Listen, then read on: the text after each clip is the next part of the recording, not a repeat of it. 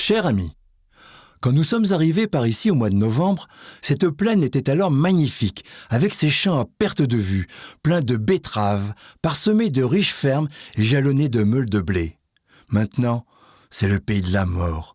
Tous ces champs sont bouleversés, piétinés, les fermes sont brûlées ou en ruine, et une autre végétation est née.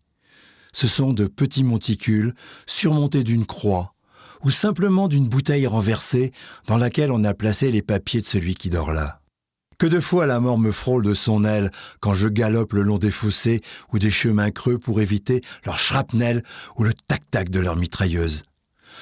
La nuit, j'ai couché longtemps dans un tombeau neuf, puis on a changé de cantonnement, et là je suis maintenant dans un trou que j'ai creusé après un talus.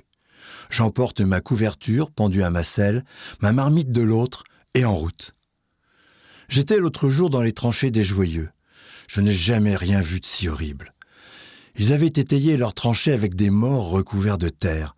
Mais, avec la pluie, la terre s'éboule, et tu vois sortir une main ou un pied, noirs et gonflés. Il y avait même 2 grandes bottes qui sortaient dans la tranchée, la pointe en l'air, juste à la hauteur, comme des porte-manteaux. Et les Joyeux y suspendaient leurs musettes, et on rigole de se servir d'un cadavre boche comme porte-manteau. Je ne te raconte que des choses que je vois. Autrement, je ne le croirais pas moi-même. Je compte que tu m'enverras des nouvelles de là-bas, et je te quitte en t'envoyant une formidable poignée de main. Topiac.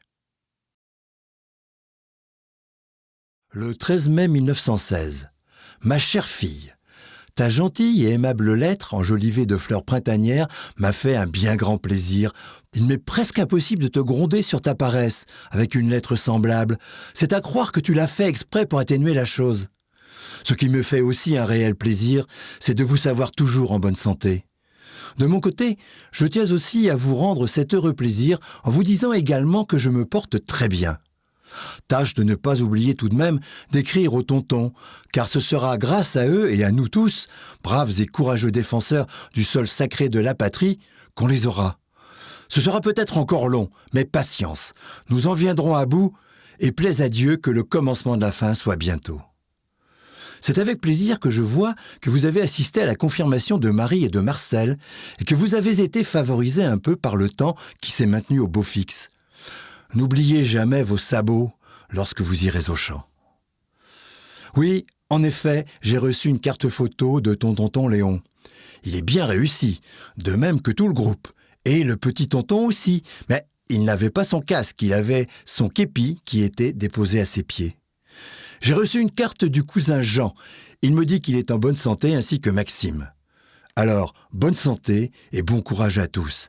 Et je termine ma carte en vous embrassant tous de tout cœur.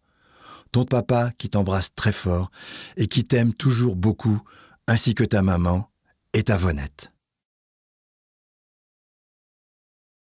Decize, le 21 août 1915. Ma chère aimée, je vous ai écrit hier, mais il m'est arrivé du nouveau depuis. Je vous dirai que j'ai passé la visite d'aptitude et j'ai été reconnu apte. Alors, aujourd'hui, j'ai changé de compagnie. Je suis passé à la 26e. Cela m'a bien surpris. Comme je vous disais, je ne moisirai pas au dépôt. Mercredi, je pars au chasseur à pied au 30e bataillon. Nous devons aller à Autun et ensuite au feu. Je ne me fais pas de bile pour cela. Pourtant, je vous assure que j'ai eu du chagrin lorsque j'ai été en permission et qu'il a fallu vous quitter. J'avais quelque chose à vous dire, mais je n'ai pas osé. Maintenant, je partirai encore avec l'espoir de retourner revoir le pays. Recevez ma chère aimée, mes meilleures amitiés. François K.